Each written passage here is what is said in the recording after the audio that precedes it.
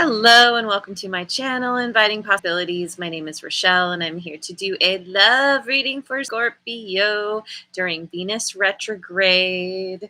Yes, we are steadily moving towards Venus going direct. Oops. Just a few more days now. We're down to like a week left or something. So if this has been a particularly rough one for you, know that it's going to smooth out. Things are going to get a little bit better, a little bit easier. Of course, we have Mercury retrograde right now too. So that just adds so much fun to the situation, doesn't it? Yeah. So anyway, I'm going to be doing a reading for you. Come on, brain. Using the Tarot of Mystical Moments. And I'm going to be doing a specific spread, a specific love spread to kind of tap into what's going on with you during Venus retrograde. These questions are generally focused more towards people who are not in a committed relationship. Although it could, just take it as it resonates. And let me just dive in. So we've got your first two cards, which are your strengths in love and how you receive love. Do one more shuffle. Strengths in love and how you receive love. Four of Wands. Well, this is perfect because you are. I've heard this a lot, and I've verified this to be true, that Scorpios are so loyal, like can be loyal to a fault. I should say people with a lot of Scorpio in their chart. When you find someone that you really want to be with, you dive in. You're like, yes, I'm committing to you. I'm in it for the long haul. Let's create a life together.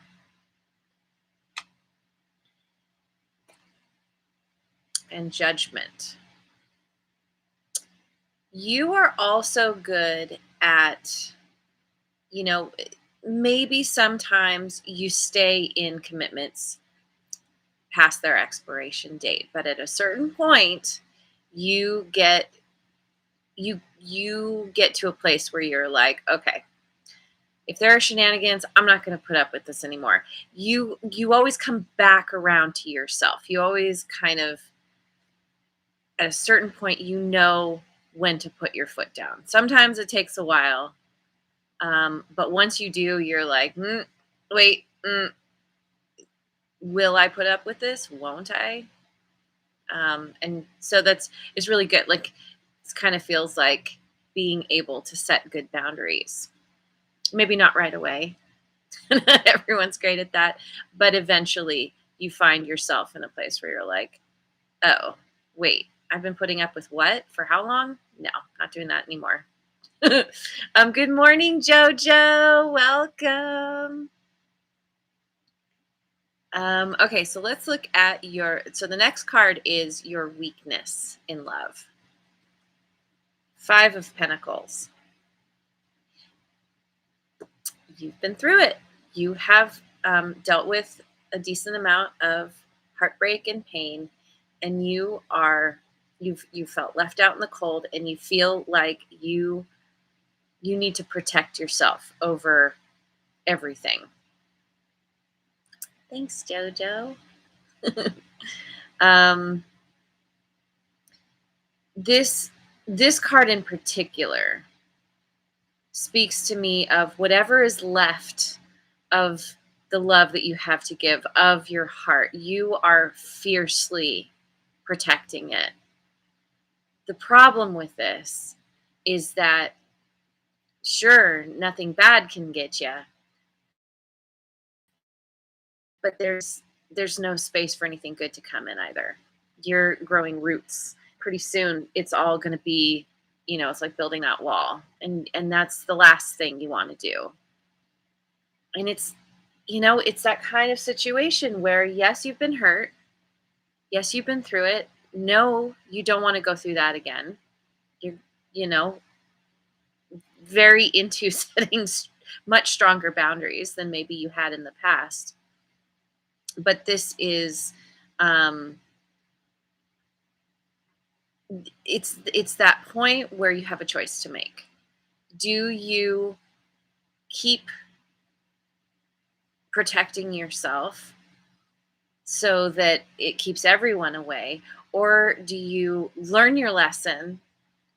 You figure out what you were doing that created the situations from the past that ended up leaving you feeling hurt, and then you move forward with it. You stay open, you stay vulnerable, knowing that it's not always going to be like that with every person you encounter, especially when you really do that inner work, that shadow work, and you heal and you figure out, you know, the origin of where you developed certain kinds of ways of dealing with connections, romantic connections. If you do, typically it goes back to parents. I mean, I want to say pretty much always. I can't use the A word, but most of the time, our pain, the people that we attract into our life reflect something that happened to us in childhood, whether it's parent, guardian, that kind of thing. So anyway, you want to open the cage. You want to nurture, um, nurture yourself and allow yourself to remain open and authentic and vulnerable, because that is where your strength actually lies. Closing yourself off does actually take away your power, even though it doesn't seem intuitively true, but it's what happens. Okay, so your next cards are who your future soulmate is. A little clue on this person. 10 of Wands. As so often happens, we attract people who mirror us and what we've been through. Your person has also been through it. They have also, maybe they've been carrying a burden for a long time. They feel worn out, weighed down. The really nice thing about this card, though, is she's got a bunch of flowers on her back. So it almost speaks to me of like your person, they're weighed down by a labor of love, because flowers, they're beautiful, they smell good, usually. And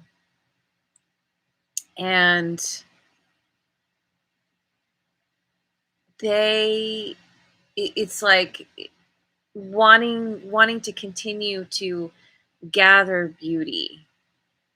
It weighs heavy. I'm trying to figure out how to say this. It's like, yeah, I think a labor of love is the best way to put it.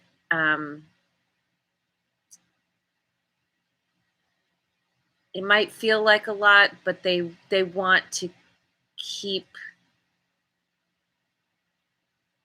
surrounding themselves with something. Maybe it's the kind of thing where um, they feel like,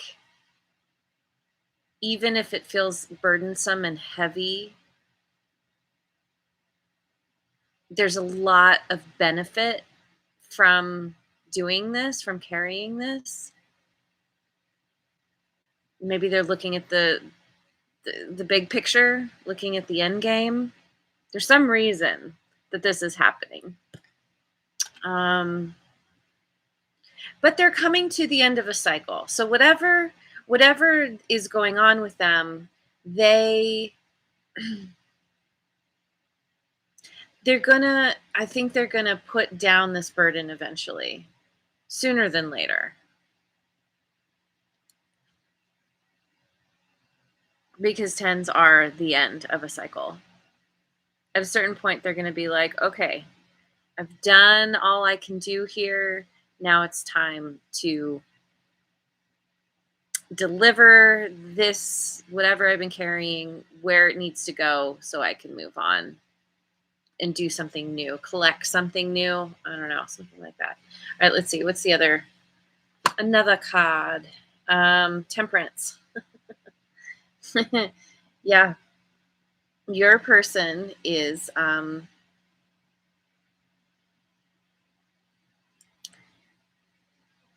good with the P word.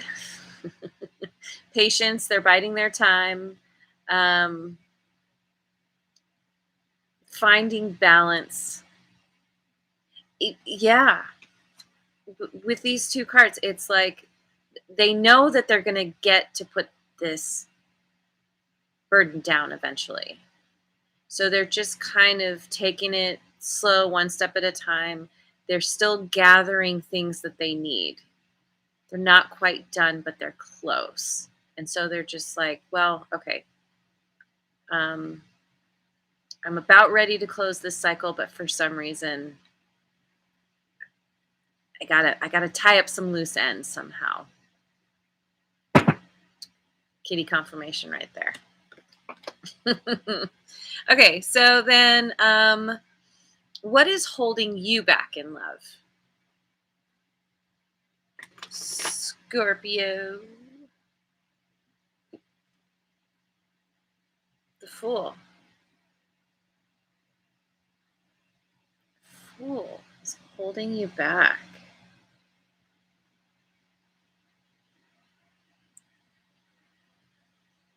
Let me get a clarifier on this Fool. Because the Fool it's all about a new beginning. It's all about being open. But the Fool doesn't plan. The Fool doesn't spend a lot of time thinking about the future. The Fool is very much in the present moment, just focusing on the beauty that's around, not realizing that it's connected to something that is potentially insidious. Let me get a clarifier on that, because this is what's holding you back. The Tower.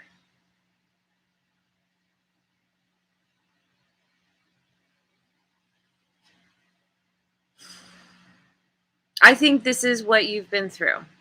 I think that you have been lured um, by someone, maybe this has happened several times, who, you thought you had them figured out. You thought that you were placing your trust in someone that was worthy of it. But for whatever reason, and you're so incredibly intuitive, but you missed something. Somehow you missed the red flags. You were focused on the good part, the beautiful part. And I think this happens to a lot of people, where it's like, oh, but there's so much potential here. So maybe if I stick with it, then that will unfold. More will be revealed. But in this case, you thought it was going to be good the more that you found out, and instead it ended up totally messing up everything, tearing your life apart.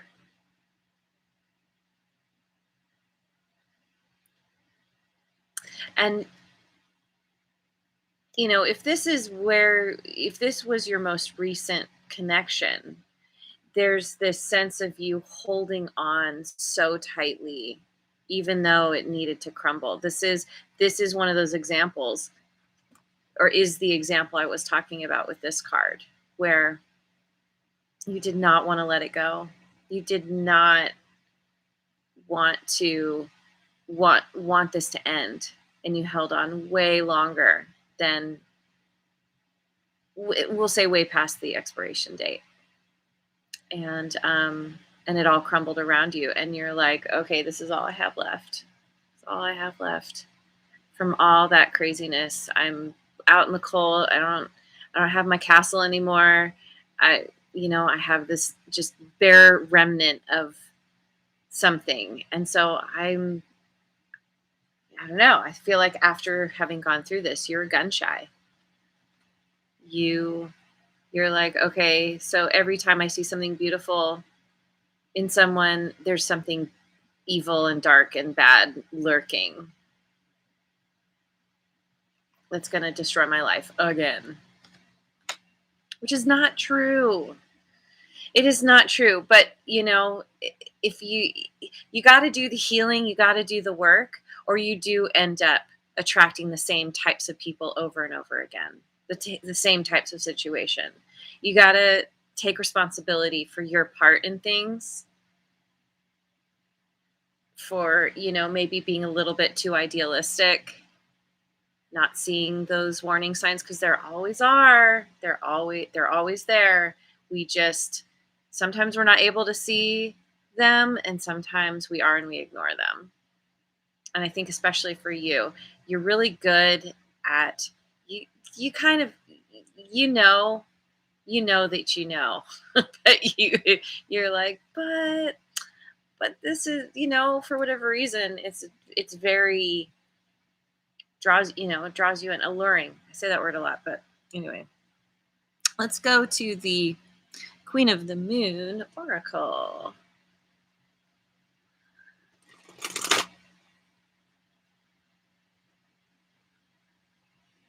All right. Thing away. Okay, so now we're just going to pick a few cards and just get a final take on all this. So balance. This is about you balancing your, having those boundaries up that that are there to protect you, that help you to not just see the red flags, but acknowledge them and say, yes, I'm going to put up with this. No, I'm not. And being very clear and decisive about that. But then also allowing yourself to open up and be vulnerable. After what you've been through, not an easy task, but possible. You have it within you, but you have to build yourself up, tap into your personal power, elevate yourself in your own mind, in your own heart, knowing that you deserve, unequivocally, you deserve love and care, and someone who's not going to sucker punch you, basically.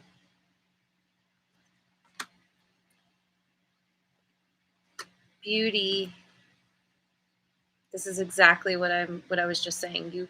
You have to fall in love with yourself. See that who you are is, you are the most beautiful you in the world. There's nobody like you. Just the fact that you exist makes you beautiful. And see, this is all about inner beauty. This is about transforming yourself so that you can be open to someone who's actually going to see the beauty within you, who's going to treat you the way you deserve, treat you like a queen or a king.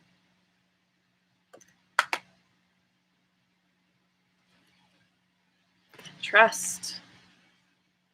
Yeah, you have some trust issues. Makes me think of one of my son's songs. Plays in my head a lot, where they sing about having trust issues.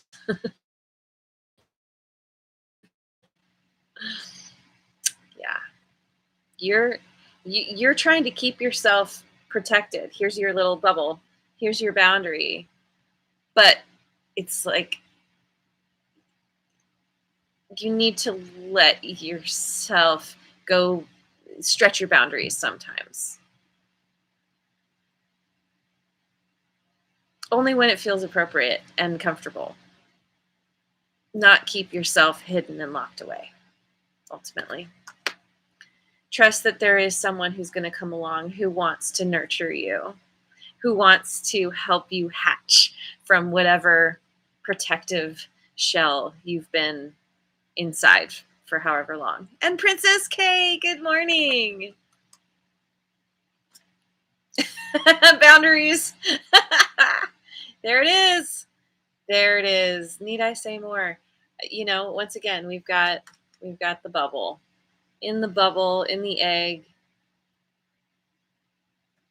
needing to,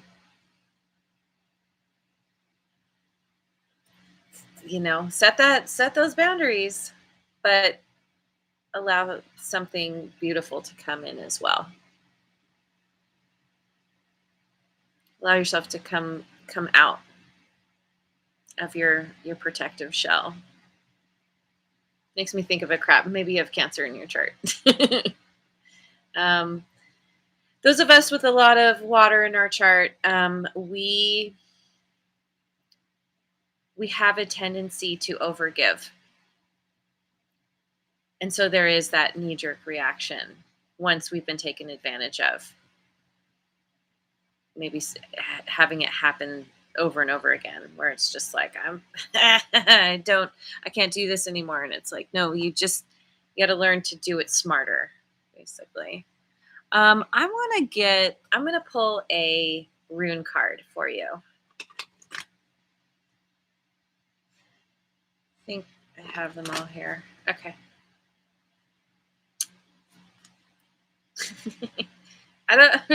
I feel like this came up for another sign. I don't remember which one, but Hagalaz. This is it's like knowing that yes, sometimes in life you have to deal with disaster.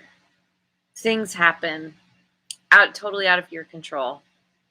And you just, this is you preparing for the worst, but expecting the best. Knowing that you can handle anything that comes your way, but also knowing that the storm will pass, that the sun will shine again. Let's look at the book. Let's see what the book says. Where are you, Hagalaz? Okay. It's not, the pages aren't numbered, which is kind of weird. So I just have to, there we go. Found it. Okay.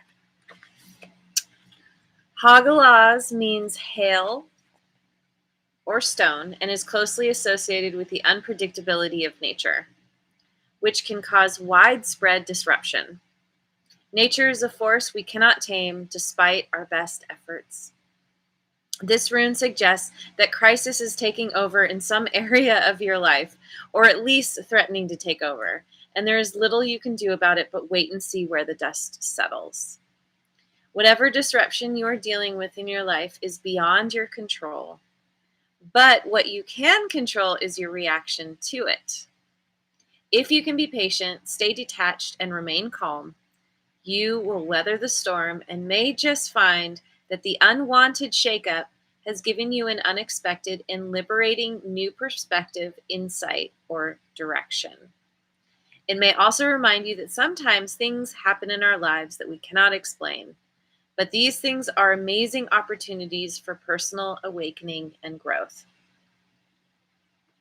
Let these, whatever you've dealt with, let it be an opportunity for personal awakening and growth. Don't let it block yourself off completely. You're better for it. It happened, you learned, it sucked, but you're still standing. You've made it through 100% of your worst days. And this too shall pass. It will get better. All right, I'm going to leave it there. Thank you so much for joining me. I hope you have a wonderful rest of your day wherever you are in the world, and I will see you on the next video. Mwah. And thank you so much for liking, subscribing, and sharing.